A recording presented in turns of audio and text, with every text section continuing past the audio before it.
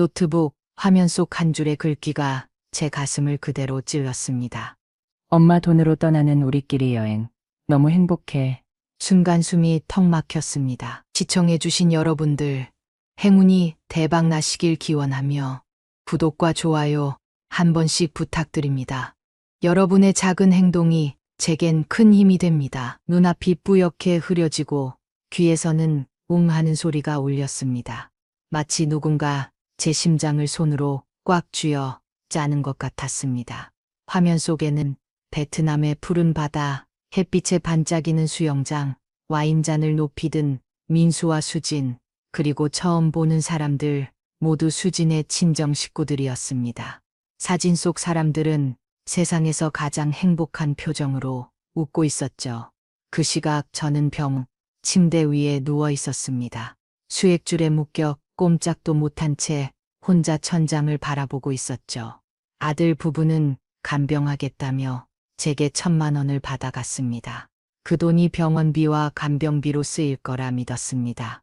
그런데 그들은 그 돈으로 여행을 떠났고 그 사실을 저한테 이렇게 조롱하듯 남겨둔 겁니다.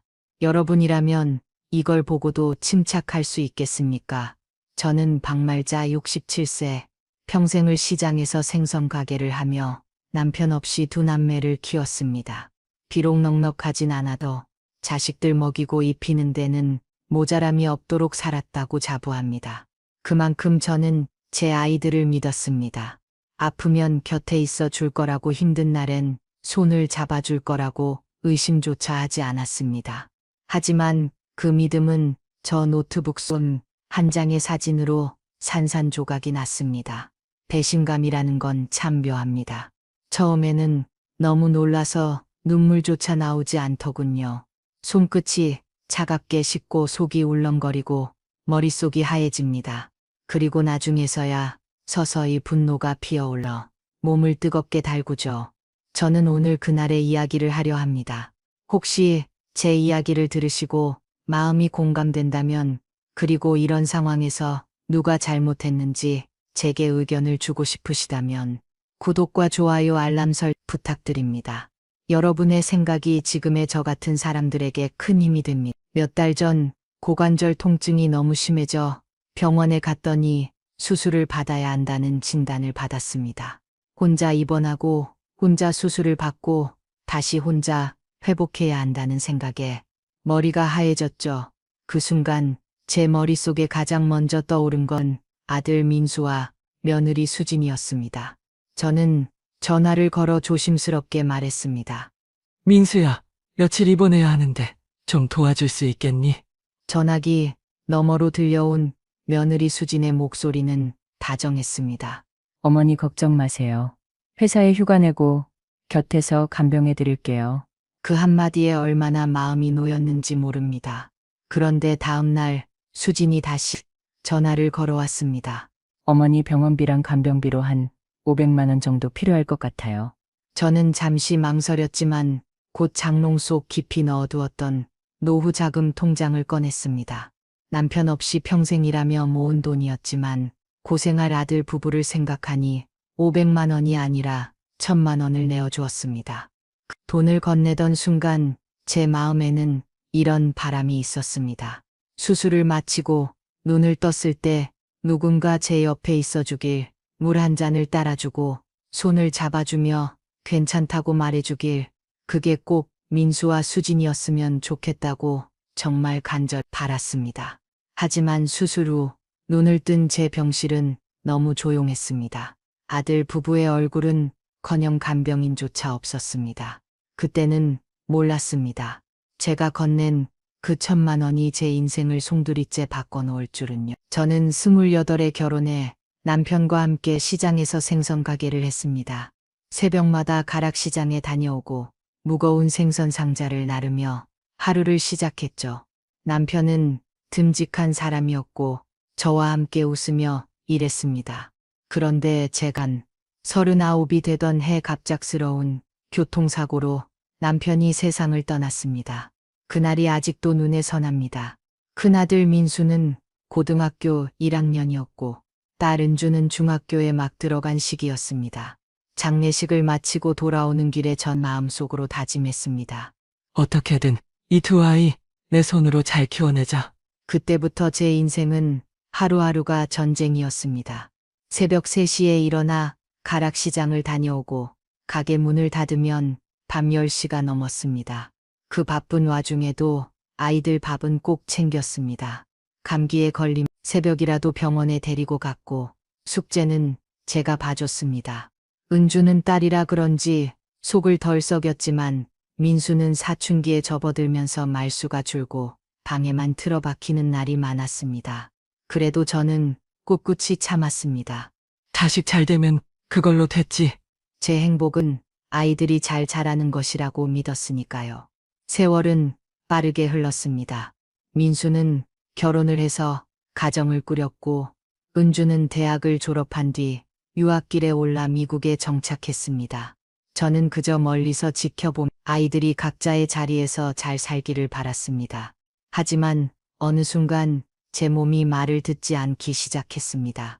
특히 고관절 통증은 시간이 갈수록 심해졌습니다. 병원 진단을 받은 날 저는 집에 돌아와 한참을 멍하니 앉아 있었습니다. 수술 날짜는 이미 잡혔지만 정작 마음은 준비가 되지 않았습니다. 혼자 입원해서 수술받고 혼자 회복해야 한다니.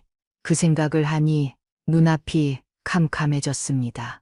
결국 저는 용기를 내서 아들 민수에게 전화를 걸었습니다. 민수야, 엄마가 며칠 입원해야 하는데 혹시 와서 좀 도와줄 수 있겠니? 전화기 너머에서 민수는 잠시 머뭇거리더니 수진에게 바꿨습니다. 수진의 목소리는 유난히 부드러웠습니다. 어머니 걱정 마세요. 제가 회사에 휴가요 내고 옆에서 간병해 드릴게요. 수술 후 깨어났을 때 곁에 있어줄 사람이 있다는 사실이 더 큰 위로가 되었습니다. 다음 날 수진이 다시 전화를 걸어왔습니다. 어머니 제가 알아봤는데요. 지금 어머니 병원비랑 앞으로 간병비로 들어갈 돈이 한 500만 원 정도 필요할 것 같아요. 저는 장롱 속 깊숙이 넣어둔 노후 자금 통장을 꺼냈습니다. 그 돈은 남편이 떠난 뒤 평생 시장에서 일하며 모은 피 같은 돈이었습니다. 하지만 간병하겠다는 아들 부부의 마음이 고마워서 500만 원이 아니라 1000만 원을 꺼내 주었습니다. 돈을 건네며 속으로 생각했습니다. 수술이 끝나고 눈을 떴을 때 민수나 수진이 제 손을 잡아주면 좋겠다고 물 한 잔이라도 따라주고 괜찮다 한마디만 해줘도 그 순간만큼은 덜 외롭겠다고. 그때까지만 해도 저는 몰랐습니다. 그 1000만 원이 제 노후뿐만 아니라 제 마음까지 송두리째 바꿔놓을 거라는 걸. 수술 당일 저는 차가운 수술대 위에 누워 눈을 감았습니다. 마취약이 퍼져 몸이 무겁게 가라앉는 순간 마음속으로 중얼거렸습니다. 곧 민수랑 수진이 오겠지. 그 믿음 하나로 두려움을 버텼습니다. 다행히 수술은 무사히 끝났습니다. 마취에서 깨어난 저는 몸이 천근만근처럼 무겁고 아팠지만 살아있다는 안도감에 눈을 떴습니다. 그런데 병실 안은 너무 조용했습니다. 민수와 수진의 얼굴은 커녕 간병인조차 보이지 않았습니다. 저는 휴대폰을 꺼내 민수에게 전화를 걸었습니다. 첫 번째 전화는 받지 않았고 두 번째 전화에서야 받더군요. 엄마, 지금 미팅 중인데 무슨 일이세요? 제가 입을 떼기도 전에 그는 퇴근하고 병원 들을게요 라고 말하곤 전화를 끊었습니다. 그날은 그 약속이 지켜지지 않았습니다. 저는 내일은 오겠지 하며 하루를 버텼습니다. 다음 날도 민수는 나타나지 않았습니다. 간병인이 없으니 식사도 힘들었고 물 한 잔을 마시기도 어려웠습니다. 결국 간호사에게 부탁해 간병인을 불러야 했습니다. 병원비도 간병비도 이미 아들 부부에게 줬는 다시 제 돈으로 간병인을 불러야 했습니다. 그날 밤 병실 창문 밖으로 보이는 가로등 불빛을 바라보다가 저도 모르게 눈물이 흘렀습니다. 내가 뭘 그렇게 잘못했나? 그 질문이 머릿속을 떠나지 않았습니다. 며칠 후 저는 결국 미국에 있는 딸 은주에게 전화를 걸었습니다. 목소리를 듣자마자 은주는 물었습니다. 엄마 무슨 일 있어요? 그 말에 저는 목이 메어 아무 말도 못하고 울음만 터졌습니다. 엄마 울어요? 지금 당장 갈게요. 회사 일 바로 정리하고 최대한 빨리 갈게요. 그 말이 얼마나 큰 위로가 되었는지 모릅니다. 그날 밤 오랜만에 따뜻하게 잠들 수 있었습니다. 하지만 아들 부부의 태도는 변하지 않았습니다. 민수는 전화를 하면 야근이에요, 일이 많아요 라며 피했고, 수지는 가끔 어머니 잘 계시죠? 라는 짧은 메시지만 보냈습니다. 그 말 한마디 뒤에 진심이 없는 건 이제 너무나 분명했습니다. 병실에서 간병인 없이 보낸 첫날의 고통은 잊을 수 없습니다. 밥도 제대로 못 먹, 화장실을 갈 때마다 낑낑대야 했으며 수액이 다 떨어져 알람이 울려도 눌러줄 사람이 없었습니다. 그 고요하고 차가운 병실 안에서 저는 깨달았습니다. 내가 평생 가족을 위해 살아왔지. 정작 내가 가장 필요할 때 내 곁에는 아무도 없다는 사실. 수술 후 며칠이 지나 퇴원하게 됐습니다. 휠체어를 타고 집으로 돌아왔지만 집이 집 같지가 않았습니다. 몸도 마음도 지쳐 있었고 스스로가 너무 초라하게 느껴졌습니다. 퇴원한 나 아들 부부는 잠깐 얼굴만 비쳤다가 곧장 집으로 돌아갔습니다. 며칠이 지나도록 연락 한 통 없었습니다. 처음 며칠은 바쁠 거라 생각하며 이해하려 했지만 시간이 지나되 소식이 없으니 마음이 조금씩 허물어졌습니다. 하루는 용기를 내어 민수에게 전화를 걸었습니다. 민수야, 엄마가 너희한테 간병비랑 병원비로 준 돈 말인데 혹시 갖고 있니? 민수의 목소리가 차갑게 변했습니다. 아, 그거요. 서진이가 정리했을 거예요. 근데 왜요? 혹시 잘 갖고 있나 해서. 엄마, 지금 뭐 하자는 거예요? 저희한테 돈 준 거 후회하세요? 그렇게 말하면 저희도 불편해요. 그 말에 저는 너무 당황해 아무 말도 하지 못했습니다. 며칠 후 수진이 집을 찾아왔습니다. 어머니 심심하시죠? 혼자 계시면 지루하실 거예요. 그녀는 낡은 중고 노트북 하나를 내밀었습니다. 저는 고맙다며 받았습니다. 누군가 저를 위해 무언가를 해줬다는 사실만으로도 감사했으니까요. 그날 오후 저는 노트북 전원을 켰습니다. 낯선 계정이 로그인되어 있었고 무심코 클릭하다 보니 내 사진첩이라는 곳에 들어가게 됐습니다. 그리고 그곳에서 수백 장의 사진이 쏟아졌습니다. 처음에는 낯선 풍경과 사람들만 보였지만 곧 익숙한 얼굴이 눈에 들어왔습니다. 민수와 수진이었습니다. 그 옆에는 처음 보는 사람들, 모두 수진의 친정 식구들이었습니다. 화려한 리조트, 와인바, 유명 관광지, 바닷가 앞 커다란 튜브 위에서 단체로 찍은 사진, 그리고 모든 사진 속에 환하게 웃고 있는 민수와 수진. 마지막으로 제 손을 멈추게 한 사진이 있었습니다. 호텔 테라스에서 찍은 단체 사진. 그 아래에는 이렇게 적혀 있었음. 떨렸습니다. 시엄마 돈으로 떠나는 가족들끼리 여행. 진짜 너무 행복. 머릿속이 하얘지고 심장이 내려앉는 기분이었습니다. 그토록 믿고 의지하던 아들이 제가 병원 침대에 누워있던 그 시간, 제 돈으로 며느리 친정 식구들과 여행을 다녀왔다니. 저는 노트북을 덮었습니다. 그 순간이 제 인생의 한 장을 영영 닫아버린 순간이었습니다. 그날 이후 저는 며칠 동안 아무것도 할 수 없었습니다. 밥을 먹어도 모래를 씹는 것 같았고, TV를 켜도 화면 속 인물들이 무슨 말을 하는지 귀에 들어오지 않았습니다. 머릿속에는 오직 노트북 속 그 사진과 글귀만이 선명하게 맴돌았습니다. 엄마 돈으로 떠나는 우리끼리 여행 너 행복해. 이 글자가 제 가슴에 박혀서 뽑히지 않았습니다. 하루에도 수십 번 그 장면이 떠올랐습니다. 민수의 웃는 얼굴, 수진이의 들뜬 표정, 그리고 그들 곁에 낯선 사람들. 시간 저는 병원 침대 위에서 혼자 링거를 맞고 있었습니다. 며칠이 지나자 생각이 바뀌기 시작했습니다.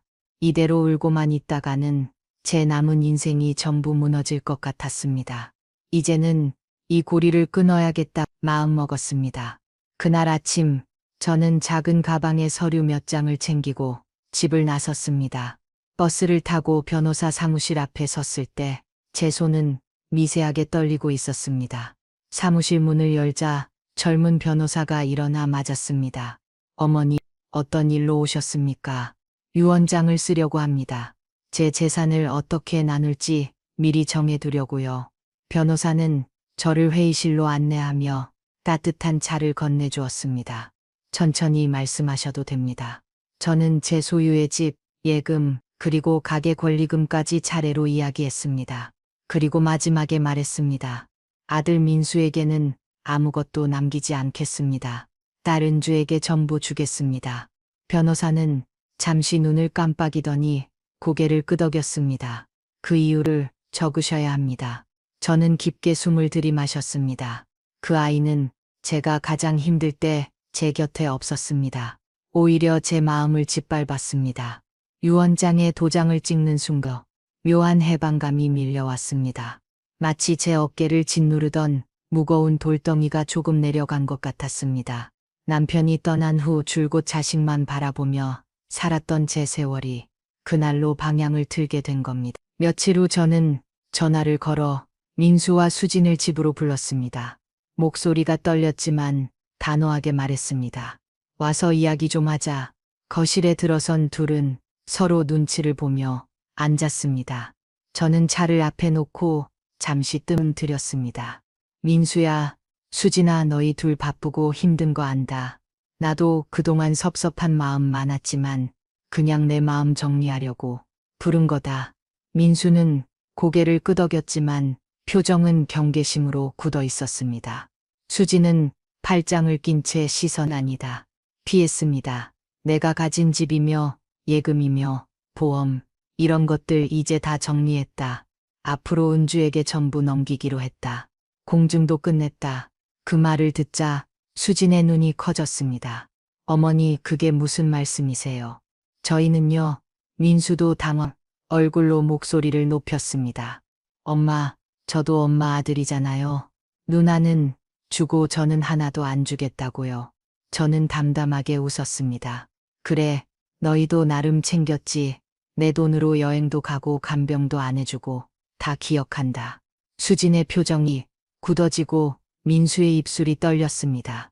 엄마, 그건 상황이 좀 그랬잖아요. 그 상황이 뭔지 내가 너무 잘 안다.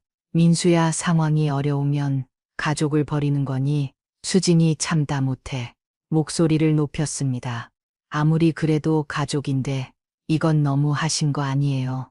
저희가 얼마나 챙겼는데요? 챙겼다고? 너희가 챙긴 건 너희 자신이었지. 나를 챙긴 적은 한 번도 없었다. 저는 손을 들어 말을 막았습니다. 이건 통보야, 동의 받으려고 부른 게 아니다. 다 끝났다. 거실에는 숨소리만 남았습니다. 민수는 고개를 떨고 왔고 수진은 입술을 깨문 채 아무 말도 하지 못했습니다. 그 순간 저는 느꼈습니다.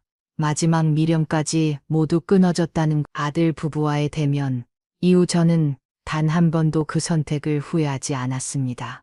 도리어 제 마음이 한결 가벼워진 걸 느꼈습니다. 이제는 나를 위한 삶을 살아야겠다는 생각뿐이었습니다. 며칠 후 은주가 미국에서 돌아왔습니다. 공항에서 은주를 보자마자 저는 그 자리에서 울어버렸습니다. 말 한마디 필요 없었습니다. 그저 딸의 품에 안기는 순간 그동안 눌러왔던 외로움이 한꺼번에 터져 나왔습니다. 엄마, 이제 혼자 안 있게 할게요. 한마디에 제 마음이 놓였습니다. 은주는 조심스럽게 제안했습니다. 엄마, 서울집 너무 낡고 불편하잖아요. 우리 조용한 시골로 내려가서 같이 살아요. 처음엔 망설였습니다. 이 집에는 남편과 아이들과 함께한 시간이 고스란히 남아 있었으니까요. 하지만 그 기억 중 절반 이상이 이제는 아픔이 되어버렸다는 걸 부정할 수 없었습니다. 그래서 저는 결심했습니다. 이 집도, 이 도시도, 그 아픈 기억들도 떠나기. 짐을 정리하는 동안 오래된 사진들과 아이들 어릴 적 옷, 남편이 쓰던 물건들이 나왔습니다. 손에 들 때마다 눈물이 났지만 마음속에서는 이미 정리가 시작되고 있었습니다. 추억이 나를 붙잡아 슬픔 속에 머물게 해서는 안 된다고 생각했습니다.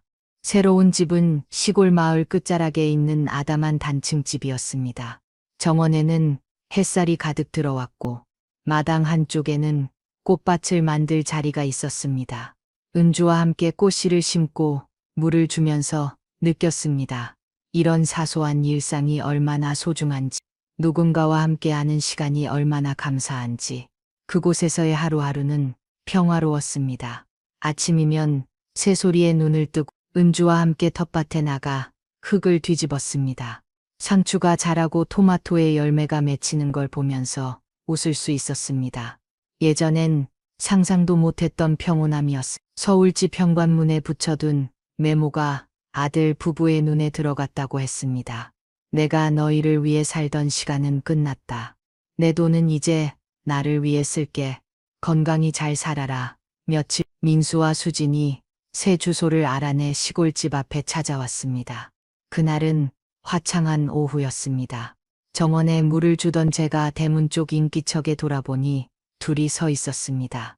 민수는 조심스럽게 다가와 말했습니다. 엄마, 정말 죄송해요. 우리가 너무 몰랐어요. 용서해 주세요.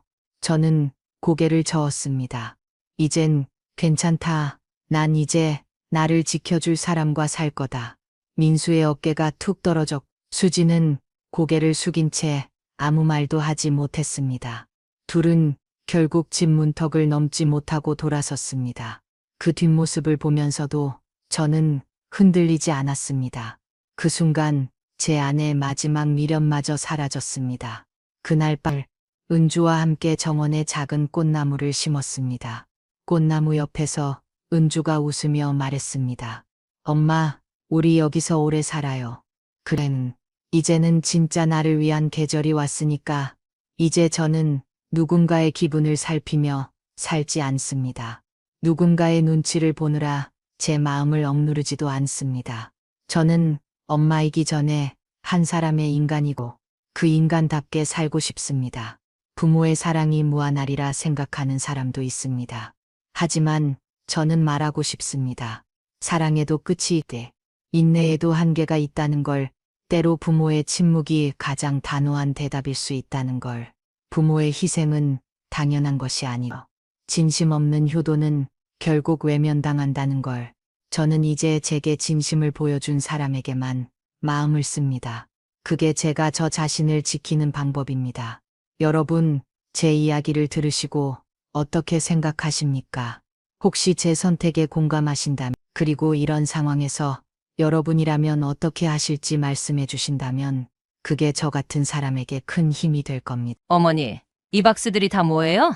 왜 집안이 이렇게 텅 비어 있어요? 이사 가려고 짐 쌌어요? 며느리 수경이의 목소리는 불안감으로 떨리고 있었습니다. 김준서, 제 아들 녀석 또한 현관에 멍하니 서서 낯선 집 풍경을 믿기지 않는다는 듯 바라보고 있었죠. 길었던 제주도 가족 여행을 마치고 돌아온 그들의 눈앞에 펼쳐진 건 몇 시간 전까지만 해도 자신들이 살던 집이라고는 믿기지 않는 낯선 공간이었습니다. 가구 하나 없는 텅 빈 거실, 이삿짐, 센터에서나 볼 법한 박스들만이 쌓여있는 풍경. 그들의 혼란스러운 표정을 보며 제 입가에는 비릿한 미소가 번졌습니다. 마침내 이 순간이 온 것이죠. 이사 가려고 짐 쌌지. 제 목소리는 놀랍도록 차분했습니다. 지난 74년간 쌓아온 인내심이 통째로 증발한 듯한 건조하고 메마른 목소리였죠. 수경이의 얼굴은 순식간에 창백해졌고 준서의 입은 벌어진 채 다물어지지 않았습니다. 어머니, 무슨 말씀하시는 거예요? 우리가 여행 간 사이에 갑자기 무슨 말씀이세요? 준서의 말에는 당혹감과 함께 억울함이 묻어 있었습니다. 하지만 그의 그런 어리숙한 표정조차 제게는 그저 지긋지긋하게 느껴질 뿐이었습니다. 무슨 말씀이라니? 내가 이 집 팔았어. 제 입에서 나온 한마디는 그들의 세계를 산산조각 내기에 충분했습니다. 뭐라고요? 집을 팔았다고요? 준서는 충격을 받은 듯 소파에 덜썩 주저앉았고 수경이는 다급하게 제게 달려들었습니다. 어머니, 저희는 그럼 어떻게 하라고요? 여러분, 제가 왜 이런 엄청난 결정을 내리게 되었는지 궁금하시죠? 사실 저도 한때는 평범한 할머니였습니다. 자식과 손주들에게 둘러싸여 행복하다고, 아니 행복하다고 착각하며 살았죠. 제 이름은 박순자. 올해 74세인 저는 인천에서 평생을 살아온 평범한 아들 하나 둔 엄마입니다.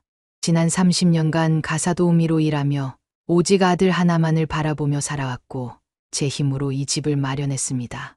그런데 더 이상 참을 수 없었습니다. 제 모든 것을 바쳤던 이 가족에게서 가족은 저만 빼고 그들만의 단어가 되어 버렸으니까요. 이 이야기는 제가 더 이상 그들의 가정부가 아닌 박순자로서의 삶을 되찾기 위한 처절한 몸부림이자 통쾌한 복수극입니다. 여러분의 작은 관심 하나하나가 저처럼 용기가 필요한 누군가에게 큰 힘이 될 수 있습니다. 제 하루는 마치 시계 톱니바퀴처럼 정확하고 또 지루하게 반복되었습니다. 새벽 5시 30분, 알람 없이도 눈이 번쩍 떠집니다. 곤히 잠든 손녀들 도시락을 정성스럽게 싸고 아침밥을 차려 놓습니다. 손빨래가 필요한 옷들을 분리해 삶고 세탁기를 돌린 후에는 집안 구석구석을 먼지 한 톨 없이 닦아냅니다. 그리고 오전 9시가 되면 남의 집으로 출근해 저녁 5시까지 가사도우미 일을 합니다. 녹초가 되어 집에 돌아오면 다시 저녁밥 준비를 시작합니다. 말 그대로 해가 뜨고 지는 모든 순간이 가족을 위한 희생의 연속이었죠. 처음엔 손녀들이 할머니, 고마워요. 하며 제 품에 안겨줄 때마다 가슴이 터질 듯 뿌듯했습니다. 아, 내가 이 가족에게 꼭 필요한 사람이구나. 내 존재가 이렇게 소중하구나. 그렇게 믿었으니까요. 하지만 언제부터인가 그 행복은 착각이었다는 걸 깨달았습니다. 며느리 이수경이 저를 바라보는 눈빛, 저에게 하는 말투가 마치 고용인을 대하는 것처럼 차갑게 변했습니다. 어머니, 청소는 다 되었나요? 제가 친구들 초대하는 날이니까요. 그녀의 목소리에는 단 한 점의 감사함도 없었습니다. 그저 당연한 의무를 확인하는 투였죠. 어머니, 저녁은 정확히 6시에 차려주세요. 애들 학원 시간 맞춰야 하거든요. 정확히 6시, 1분이라도 늦으면 안 된다는 무언의 압박이 느껴졌습니다. 어머니, 빨래는 따로 분리해서 해주세요. 저희 옷이랑 섞이면 곤란해요. 그 말을 들었을 때 제 목구멍이 메어왔습니다. 한 지붕 아래 살면서 빨래도 따로 해야 한다니. 저는 정말 내가 이 집의 가족이 맞나 하는 생각이 들곤 했습니다. 모처럼 힘들게 일하고 돌아와 잠시 텔레비전을 보고 있으면 어김없이 수경이가 방문을 열고 들어와 퉁명스럽게 말했습니다. 어머니, 아침에 너무 시끄러워요. 소리 좀 낮춰주세요. 아, 짜증나. 새벽부터 가족을 위해 분주히 움직이고 잠시 휴식을 취하는 저에게 시끄럽다니. 그 순간 깨달았습니다. 아, 내가 이 집에서 환영받지 못하는 존재구나. 마치 제가 고용된 가정부 같았습니다. 아니, 가정부에게도 이렇게 함부로 하지는 않을 겁니다. 가정부는 적어도 월급이라도 받고 퇴근 시간도 있고 휴일도 있잖아요. 저는 74년 평생 단 한 번도 퇴근도 휴일도 월급도 받아본 적 없는 이 집의 노예였습니다. 그들의 입맛에 맞춘 음식을 만들고 그들의 더러운 옷을 빨고 그들의 엉망인 집을 치우는 기계처럼 살았습니다. 그 감정의 응어리가 제 안에서 서서히 끓어오르기 시작했습니다. 저는 정말 제가 이 집의 가족이라고 굳게 믿었습니다. 며느리 이수경이 저를 고용인처럼 대하는 말투나 아들 김준서가 어머니의 희생을 당연하게 여기는 태도에도 저는 그저 내가 나이가 들었으니 그런가 보다 하고 넘겼습니다. 30년간 가사도우미 일을 하면서 남의 집 귀한 자식처럼 모셔졌던 제가 정작 제 자식과 며느리에게는 이런 대우를 받는다는 사실이 가끔 목구멍에 걸리는 가시처럼 아팠지만 그래도 가족이니까 언젠가는 제 진심을 알아줄 거라고 믿었습니다. 손녀들이 해맑게 웃으며 할머니, 이것 좀 해주세요. 할 때면 언제 아팠냐는 듯 마음이 녹아내렸고 그 아이들을 위해 제 모든 것을 바치는 것이 당연한 수순처럼 느껴졌습니다. 하지만 그 균열은 점점 더 깊어졌습니다. 제가 모처럼 TV를 보며 잠깐 쉬고 있을 때 수경이가 들어와 어머니, 너무 시끄러워요. 소리 좀 낮춰주세요. 아, 짜증나. 하고 퉁명스럽게 말했을 때였습니다. 새벽부터 일어나 가족들 도시락을 싸고 아침밥을 차리고 빨래를 돌리고 온 집안을 청소한 뒤 다시 남의 집으로 출근해 하루 종일 허리 펼 새 없이 일하다. 돌아온 저에게 겨우 잠시 TV를 보는 것이 짜증나는 일이라니 그 순간 제 마음속 깊은 곳에서 뭔가가 뚝 하고 끊어지는 소리가 들리는 듯 했습니다.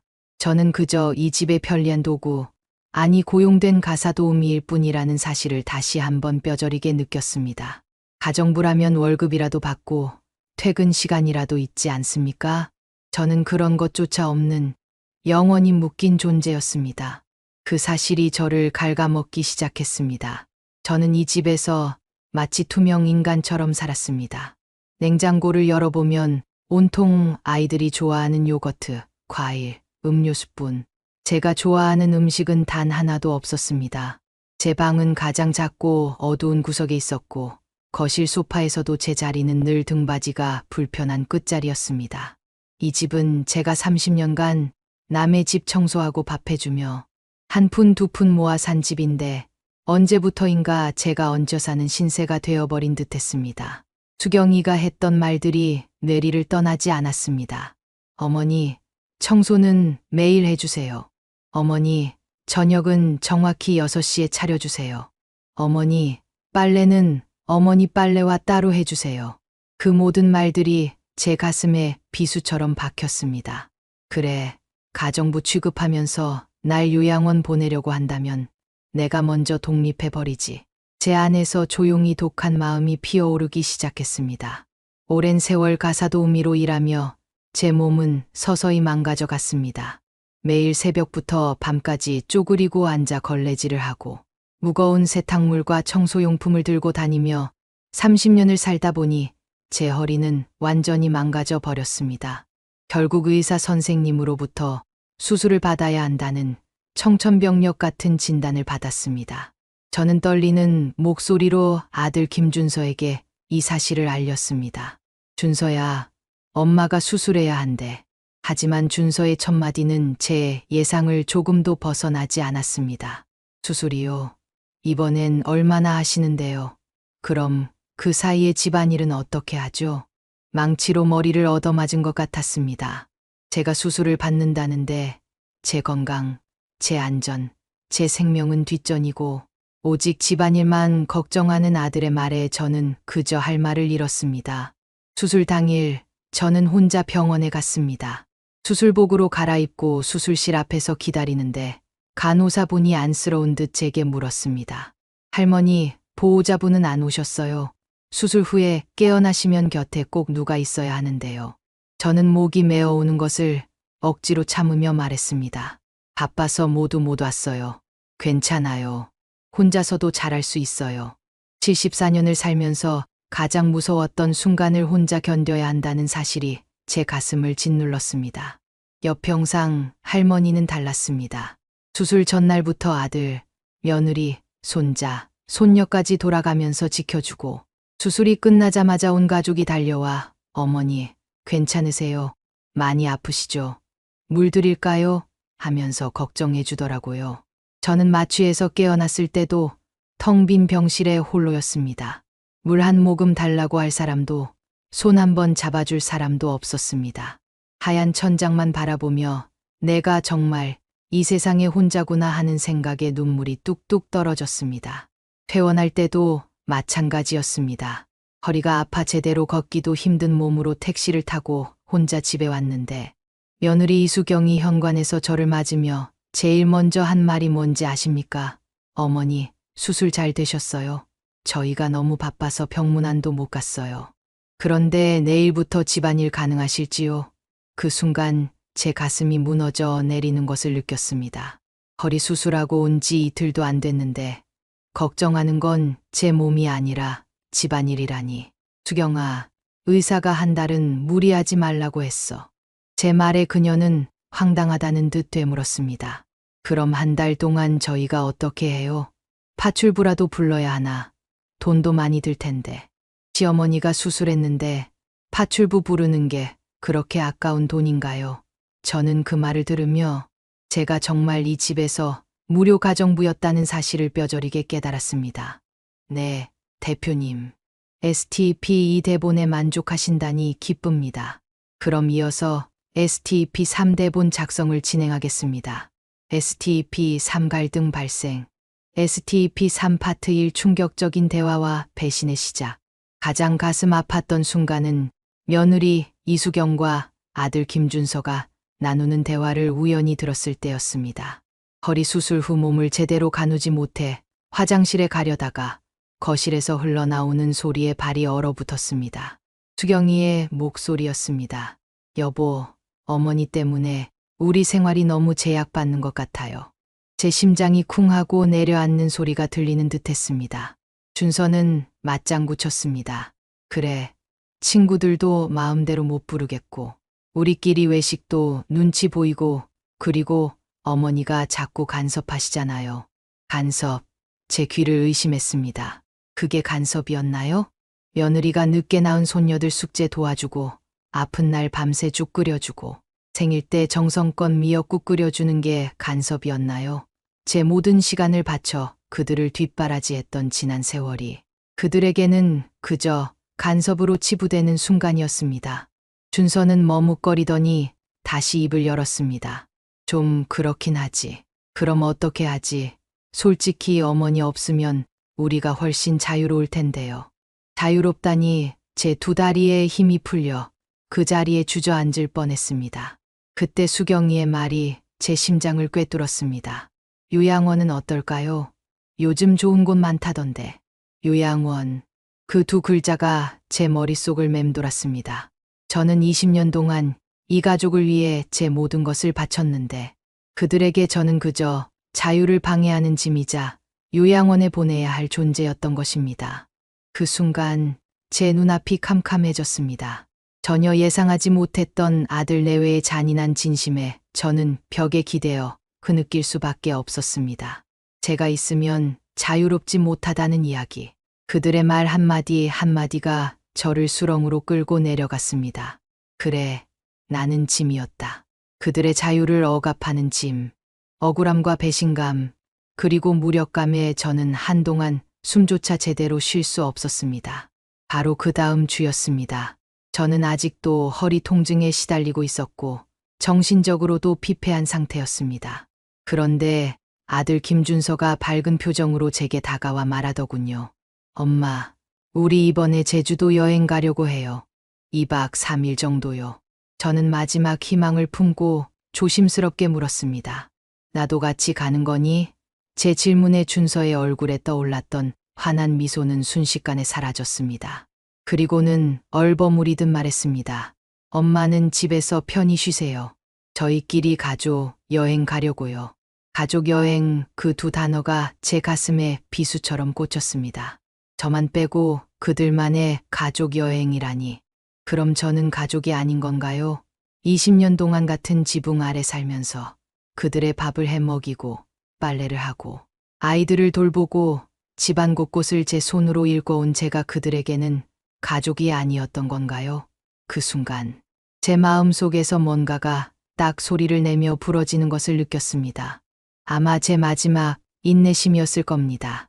더 이상 이들에게 아무것도 바라지 않겠다는, 모든 기대를 저버리겠다는 결심이었습니다. 좋아, 가정부 취급하면서 요양원 보내려고. 그럼 내가 먼저 이 집을 떠나주지. 그들의 이기심과 무관심에 대한 제 나름의 통쾌한 복수를 계획하기 시작했습니다. 아들 가족이 제주도로 떠나는 그날, 현관문 너머로 사라져가는 그들의 뒷모습을 바라보며 저는 마음속으로 조용히 다짐했습니다. 이제 됐어. 충분히 참았어. 74년 동안 나는 누군가의 엄마로, 누군가의 할머니로, 누군가를 위해서만 살아왔잖아. 이제는 정말 박순자로 살아보자. 내가 하고 싶은 것, 내가 원하는 대로. 제 인생에서 가장 중요한 전환점이 시작되는 순간이었습니다. 아들 가족이 제주도로 떠난 그날, 집안이 텅 비어 있는 것을 느끼면서 저는 제가 얼마나 이 집에서 외톨이였는지 뼈저리게 깨달았습니다. 냉장고를 열어보니 제가 좋아하는 음식은 하나도 없었습니다. 온통 아이들이 좋아하는 요거트, 과일, 음료수뿐이었죠. 제 방을 둘러보니 정말 초라했습니다. 가장 작고 어두운 방에서 2년이 넘는 세월을 보냈더군요. 거실에는 제가 앉을 자리도 정해져 있었습니다. 소파 끝자리, 그것도 등받이가 불편한 곳. 그때 문득 생각했습니다. 이 집이 내 집인데 왜 내가 이렇게 눈치를 보며 살고 있지? 이 집은 제가 30년 동안 가사 도우미로 일해서 번 돈으로 산 집입니다. 남편이 돌아가시고 나서 혼자 아들 김준서를 키우면서 남의 집 청소하고 밥 해주면서 한 푼 두 푼 모아서 산 집이라고요. 그런데 아들이 결혼하고 며느리 이수경이 들어오면서부터는 마치 제가 얹혀 사는 신세가 되어 버렸습니다. 수경이가 했던 말들이 머릿속에서 끊임없이 맴돌았습니다. 어머니, 청소는 매일 해주세요. 어머니, 저녁은 정확히 6시에 차려주세요. 어머니, 빨래는 어머니 빨래와 따로 해주세요. 마치 제가 고용된 가정부 같았습니다. 아니, 가정부보다도 못한 대우였죠. 가정부는 적어도 월급이라도 받잖아요. 저는 이 집의 주인인데도 그들의 눈치를 보며 죄인처럼 살아야 했습니다.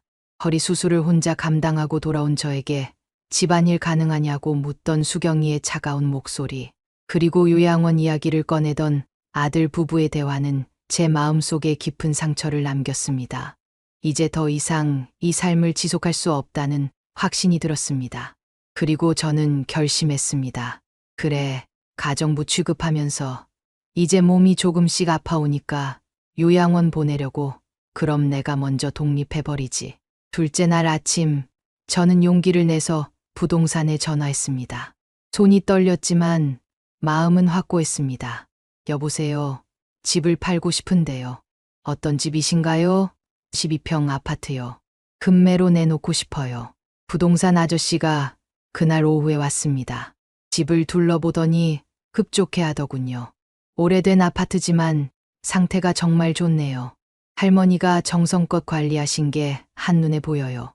금매라면 시세보다 조금 낮춰야겠지만 요즘 이 아파트는 재건축 진행 중이라 찾는 손님이 많아요. 일주일 안에 팔 수 있을 것 같은데요. 좋아요. 빨리 팔아주세요. 그런데 할머니, 가족분들은 아시나요? 그 순간 가슴이 두근거렸지만 저는 당당하게 대답했습니다. 제 집이에요. 제가 알아서 해요. 74년을 살면서 이렇게 큰 결정을 혼자 내려본 적이 없었습니다. 하지만 이상하게 후련하더군요. 이제 진짜 내 인생을 살아보자 하는 생각이 들었습니다. 다행히 부동산 아저씨에게 집을 내놓은 지 셋째 날, 매수자가 나타났습니다. 신혼부부였는데 이 집을 정말 좋아하더군요. 할머니, 이 집에서 행복하게 사셨죠? 저희도 여기서 행복하게 살게요. 그 말을 들으니까 마음이 좀 아프기도 했습니다. 행복했나? 글쎄요. 처음에는 행복했을지도 모르겠습니다. 아들 김준서가 결혼해서 손녀들과 함께 살 수 있어서 좋았으니까요. 하지만 언제부터인가 이 집에서의 제 자리는 점점 작아져만 갔습니다. 네, 행복하게 사세요. 저는 옅은 미소를 지으며 대답했습니다. 계약금을 받고 일주일 후에 잔금을 치르기로 했습니다. 신혼부부는 제가 변심할까봐 잔금을 급히 서두르는 듯 했습니다. 하지만 저는 미련이 없었습니다. 이젠 정말 이 집을 떠나야 했습니다. 그리고 저는 혼자서 조용히 이사 준비를 시작했습니다.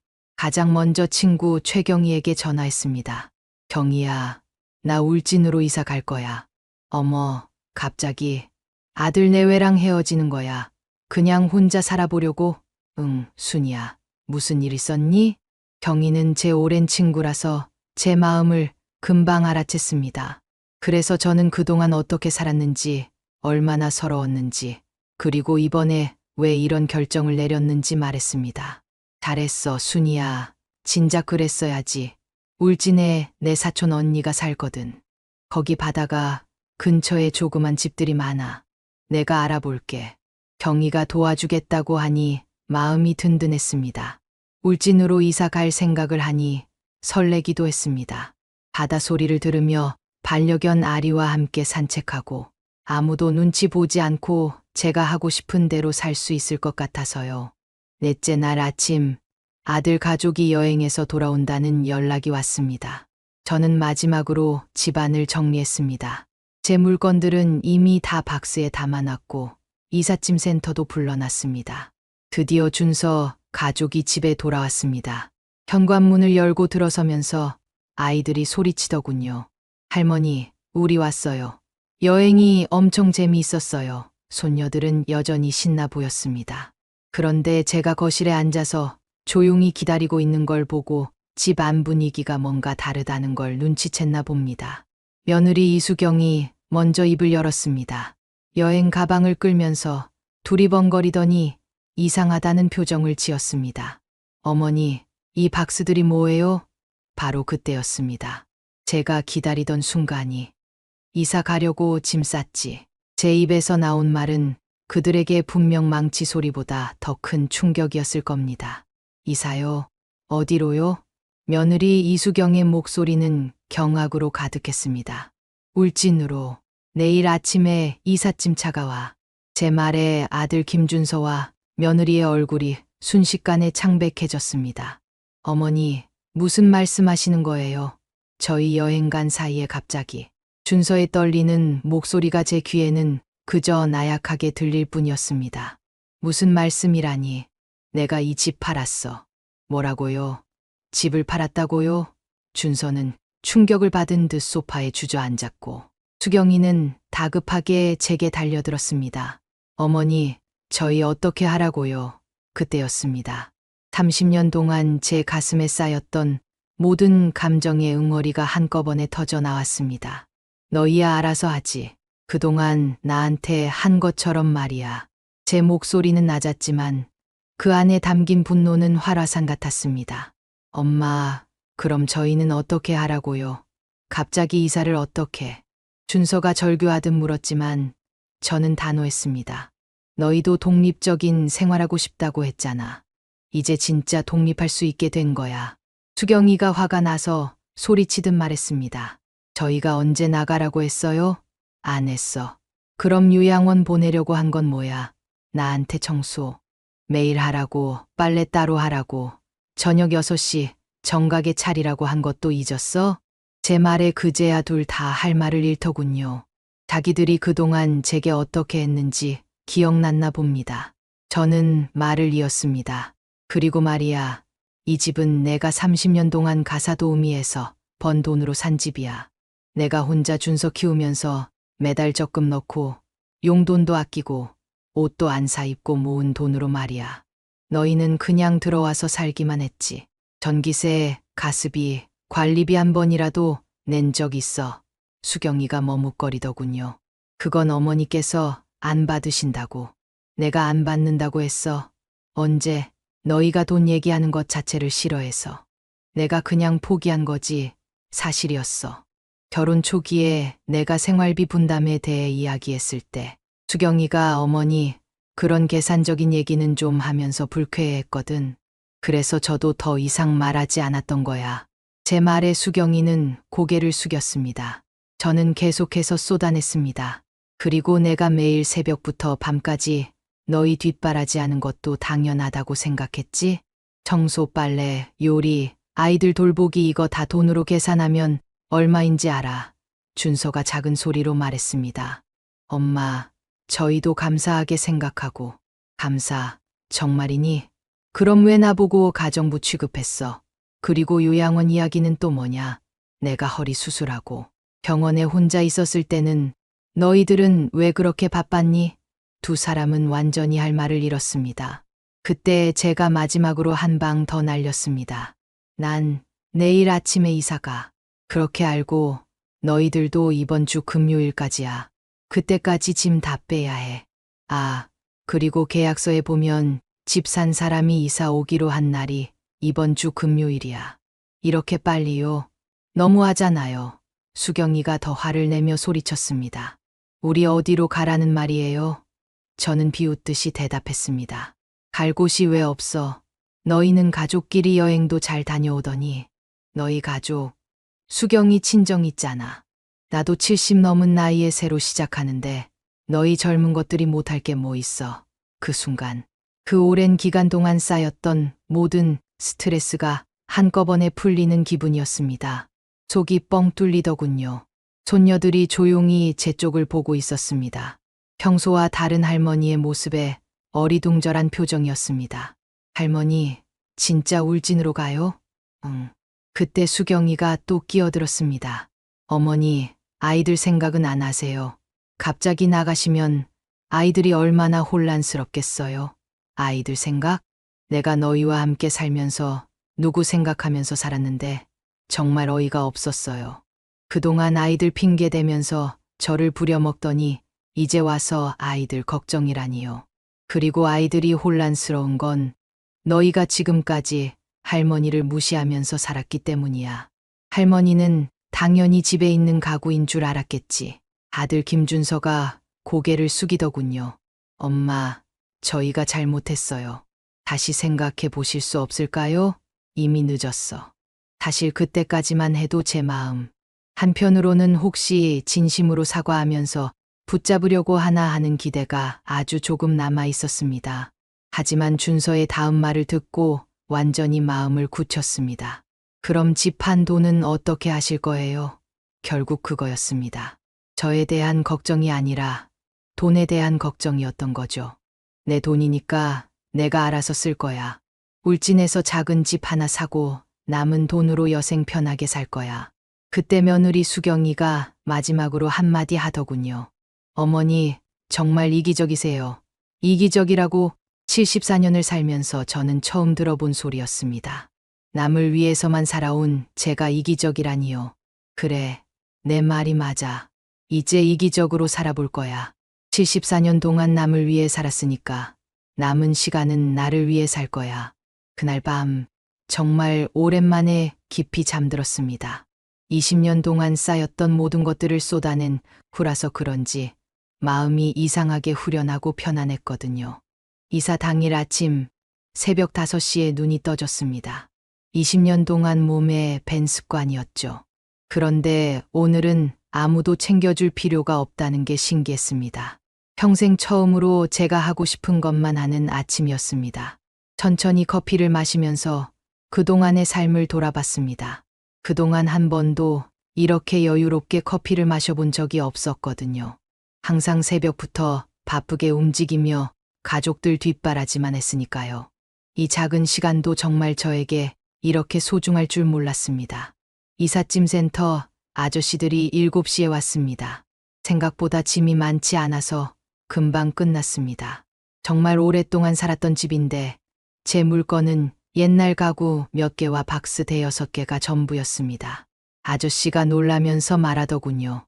할머니, 짐이 참 적으시네요.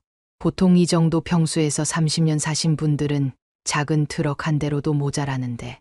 그 말을 듣고 가슴이 아팠습니다. 정말 그동안 저를 위해서는 아무것도 사지 않고 살았구나 싶어서요. 그동안 나를 위해서는 별로 산 게 없어서요. 다 가족들 위해서만 살았거든요. 제 대답에 아저씨는 안쓰럽다는 듯 고개를 끄덕였습니다. 아이고, 그러셨구나. 그럼 이제부터는 하고 싶은 것 많이 하세요. 인생은 짧잖아요. 인생은 짧다. 74년을 살고 나서야 그 말의 의미를 깨달았습니다. 제 인생은 정말 제 것이었던 적이 있었나 싶었습니다. 아들 김준서와 며느리 이수경이 어색하게 서 있었습니다. 어제 그 충격적인 대화 이후로 집안 분위기가 완전히 얼어붙었거든요. 수경이는 제 눈을 제대로 보지도 못하더군요. 엄마, 정말 가시는 거예요? 응, 연락드릴게요. 그래라. 딱 그뿐이었습니다. 참 긴 세월 동안 이 아들을 위해 제 모든 걸 바쳤는데 작별 인사가 이렇게 간단할 줄이야. 그동안 제가 이 집에서 얼마나 투명한 존재였는지 다시 한번 깨달았습니다. 손녀들이 울먹이면서 안아주더군요. 할머니, 보고 싶을 거예요. 그 순간 눈물이 났습니다. 이 아이들이 그리워하는 건 할머니가 아니라 할머니가 해주던 모든 것들이겠죠. 아침에 싸주던 도시락, 아플 때 끓여주던 죽, 숙제 도와주던 일들 할머니도 보고 싶을 거야. 그런데 할머니는 이제 행복하게 살 거니까 너희도 행복하게 살아야 해. 정말 아이들에게만은 미안했습니다. 하지만 이번만큼은 제가 먼저여야 했습니다. 마지막으로 반려견 아리를 안고 차에 탔습니다. 친구 최경희가 함께 가겠다고 해서 정말 고마웠습니다. 74년을 살면서 진짜 제 편이 되어준 건 이 친구와 아리뿐이었습니다. 순이야, 괜찮아. 응, 괜찮아. 아니, 처음으로 진짜 자유로워. 차가 출발하면서 뒤를 돌아봤습니다. 30년 동안 살았던 집이 점점 작아져 갔습니다. 그런데 이상하게도 아쉽지 않더군요. 오히려 드디어 그 감옥에서 벗어났구나 하는 홀가분함이 더 컸습니다. 고속도로를 달리면서 창밖을 봤습니다. 초록색 산들이 스쳐 지나가고 하늘은 푸르게 펼쳐져 있었습니다. 경희야, 세상이 이렇게 넓었구나. 순이 너는 너무 오랫동안 좁은 곳에 갇혀 있었어. 정말 그동안 너무 좁은 세상에서 살았던 것 같습니다. 뭔가 허전한 듯 했지만 가슴이 시원했습니다. 집과 일터만 오가며 오직 가족들 뒷바라지만 하며 74년을 살면서 이렇게 자유롭게 어디론가 떠나는 게 처음이었거든요. 신혼여행도 시댁 눈치 때문에 제대로 못 갔고 아들 키우느라 여행다운 여행도 못했고 친구들과 여행 한번 가자고 해도 집에 누가 있어야 하니까 하며 포기했던 것들이 생각났습니다. 내가 이렇게 자유로울 수 있구나. 3시간을 달려서 울진에 도착했습니다. 차에서 내리자마자 바다 냄새가 코끝을 스쳤습니다. 20년 만에 맡아보는 바다 냄새였습니다. 새 집은 사진보다 더 예뻤습니다. 작지만 아늑한 무엇보다 제가 주인인 집이었습니다. 창문을 열면 바다가 한눈에 들어왔습니다. 와, 정말 좋다. 내 집이야. 정말 내 집. 아리도 신이 났나 봅니다. 집안을 이리저리 뛰어다니더군요. 아리도 그동안 눈치를 보며 살았던 걸까요? 경희가 냉장고에 음식을 가져다 놨더군요. 순이야, 이것저것 사왔어. 당분간은 이걸로 해결해. 고마워. 정말 너 아니었으면 어쩔 뻔했어. 무슨 소리야. 50년 친구가 이런 걸로 고마워하면 안 되지. 50년. 정말 긴 세월입니다. 그동안 제 곁에 있어준 유일한 사람이었습니다. 이곳으로 이사 온 첫날 밤, 새 집에서 혼자 잠들었습니다. 파도 소리가 들려왔습니다. 처음에는 낯설었는데 듣다 보니 자장가 같았습니다. 그동안 밤마다 들었던 소리들이 생각났습니다. 며느리의 짜증, 아들의 한숨, 아이들의 투정. 그런 소리들 대신 이제는 이런 평화로운 소리를 들으며 잠들 수 있다니. 다음 날 아침 일찍 일어나서 바닷가로 나갔습니다. 아리와 함께 첫 산책이었습니다. 난생 처음 보는 바다에서 마구 뛰어다니는 아리 모습을 보니 저도 절로 웃음이 났습니다. 끝이 보이지 않는 푸른 바다를 보니까 마음도 시원해졌습니다. 그동안 얼마나 갑갑한 곳에서 살았던 걸까요? 파도가 밀려왔다가 빠져나가는 걸 보면서 생각했습니다. 나도 이제 새로운 파도처럼 살아보자. 산책하다가 할머니 한 분을 만났습니다. 어머, 새로 오신 분이네요. 네, 어제 이사 왔어요. 아, 그래요? 여기 살기 참 좋아요. 공기도 맑고 사람들도 친절하고 정말 오랜만에 들어보는 따뜻한 말이었습니다. 그동안 누군가 제게 좋다는 말을 해준 적이 언제였을까요? 혹시 혼자 사세요? 네, 강아지랑 같이요. 아이고, 우리랑 비슷하네. 저희도 다 혼자 살아요. 외롭지 않으세요? 지금은 전혀요. 오히려 자유로워서 좋아요. 아이고, 멋있네요. 저도 그런 마음가짐으로 살고 싶어요. 처음 만난 분들인데도 제 말에 공감해 주시고 격려해 주시더군요. 그동안 살던 아파트에서는 이웃들도 저를 누구네 할머니 정도로만 여겼는데 집으로 돌아와서 처음으로 제가 하고 싶은 아침을 만들었습니다. 달걀 프라이에 김치볶음밥, 그리고 미역국. 간단하지만 제가 좋아하는 것들로만 차렸습니다. 혼자 먹는 밥인데도 이렇게 맛있을 줄 몰랐습니다. 그동안은 항상 이건 맵다, 이건 짜다, 이건 싫다 하는 소리만 들으며 다른 사람 입맛에 맞춰서 요리했는데 제 입맛에 맞춰서 하니까 이렇게 행복할 줄 몰랐습니다. 오후에는 근처 시장에 갔습니다. 재래시장이었는데 정말 정겨웠습니다. 생선가게 아주머니가 반가워하시더군요. 혼자 사시나 봐요? 예, 얼마 전에 이곳으로 이사 왔어요. 요즘 혼자 사는 할머니들이 늘고 있어요. 다들 자유롭게 사시더라고요. 그 말이 이렇게 좋게 들릴 줄 몰랐습니다. 그동안은 혼자 산다는 게 외롭고 쓸쓸한 일이라고만 생각했는데, 이제는 자유롭고 당당한 일이라는 걸 깨달았습니다. 집으로 돌아오는 길에 생각했습니다. 사람들이 나를 있는 그대로 받아들여 주는구나. 그동안은 항상 누군가의 엄마, 누군가의 할머니, 누군가의 가사도우미였는데, 여기서는 그냥 박순자였습니다. 그날 밤 바다를 보면서 다짐했습니다. 이제부터는 박순자로 살자. 74년 동안 남을 위해 희생하며 살았으니 남은 시간은 정말 나를 위해 살자. 그리고 조용히 혼잣말했습니다. 고생 많았어. 순자야. 이제 진짜 내 인생을 살아보자. 74년을 살면서 처음으로 제 이름을 온전히 되찾은 기분이었습니다. 울진에 온 지 3개월쯤 됐을 때 김준서가 갑자기 찾아왔습니다. 엄마, 문을 열어보니 준서가 서 있더군요. 그런데 모습이 많이 초라해져 있었습니다. 살도 빠지고 얼굴도 어두웠습니다. 왜 왔니? 미리 연락도 안 하고. 엄마, 죄송해요. 보고 싶어서 왔어요.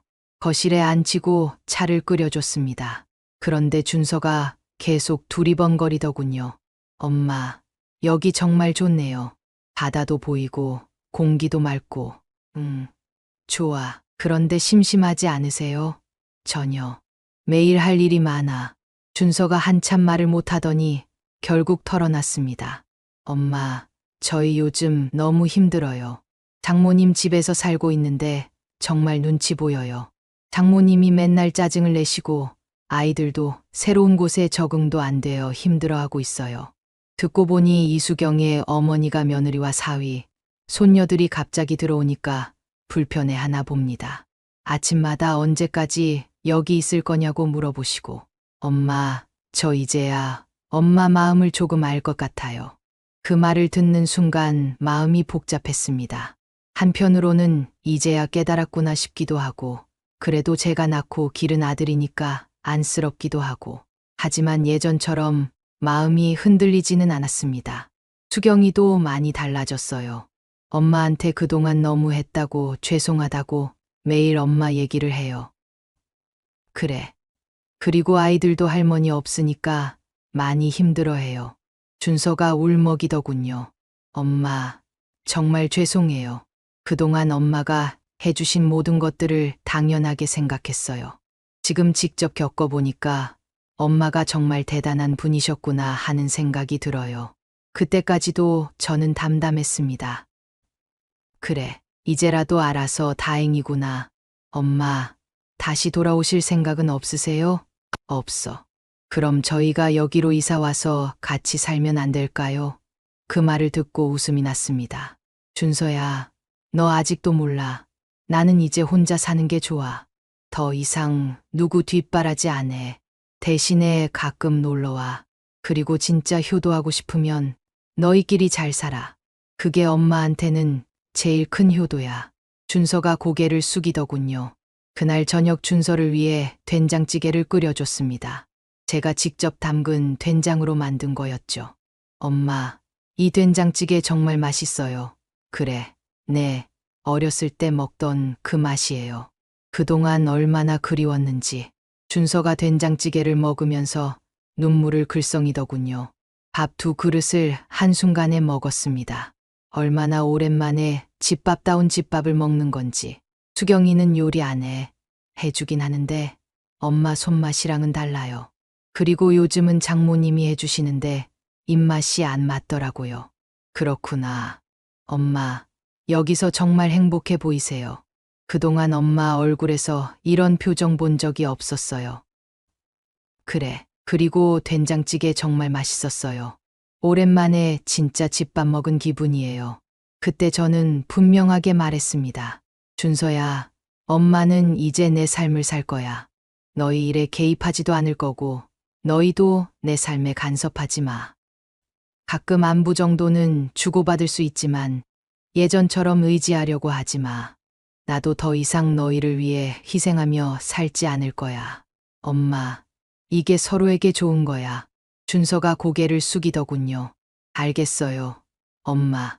그동안 정말 죄송했어요. 사과는 행동으로 보여줘. 앞으로 너희끼리 잘 살아가는 모습을 보여주면 돼. 그렇게 선을 분명히 그었습니다. 정이 있다고 해서 예전처럼 돌아갈 수는 없었거든요. 74년을 살면서 처음으로 제 이름을 온전히 되찾은 거였으니까요. 지금은 울진에 온 지 6개월이 됐습니다. 매일 아리와 바닷가 산책을 하고 작은 텃밭에서 채소를 기르고 이웃 할머니들과 차 마시며 수다 떨고 정말 평범하지만 행복한 일상을 보내고 있습니다. 준서는 이제 일주일에 한 번씩 안부 전화를 합니다. 예전과는 확실히 달라졌습니다. 얼마 전에는 손녀들이 편지를 보냈습니다. 할머니, 보고 싶어요. 여름 휴가 때 놀러 가도 돼요. 하고요. 편지를 읽으면서 마음이 복잡했습니다. 아이들은 그리웠지만 예전처럼 돌아갈 수는 없었거든요. 그래서 이렇게 답장했습니다. 할머니도 보고 싶어. 하지만 놀러 오는 거라면 하루 정도만 와. 그리고 엄마 아빠가 함께 와야 해. 아마 며느리가 여름 휴가 때 아이들을 맡기려고 했나 봅니다. 하지만 저는 더 이상 그런 역할을 하지 않을 겁니다. 손녀들이 그립긴 하지만 제 새로운 삶이 더 소중하거든요. 바다를 보면서 매일 생각합니다. 이제부터는 박순자로 살자. 누구의 엄마도 누구의 할머니도 아닌 그냥 박순자로. 여러분, 혹시 비슷한 경험이 있으시거나 용기가 필요한 순간이 있으시다면 주저하지 말고 댓글로 이야기해 주세요. 우리 서로 응원해 주어요. 그리고 구독과 좋아요도 잊지 않으셨죠? 여러분의 작은 관심이 저처럼 용기가 필요한 누군가에게 큰 힘이 될 수 있어요. 혹시 비슷한 상황에 계신 분들이라면 우리 함께 용기를 내어 보아요. 인생은 정말 짧아요. 남을 위해서만 살기에는 말이에요. 진짜 중요한 건 내가 행복한지, 내가 원하는 삶을 살고 있는지예요. 지금 이 순간이 여러분 인생의 새로운 시작점이 될 수 있어요. 오늘도 제 이야기를 끝까지 들어주셔서 고마워요. 여러분 모두 행복하세요. 그럼 다음 이야기에서 또 만나요. 안녕히 계세요.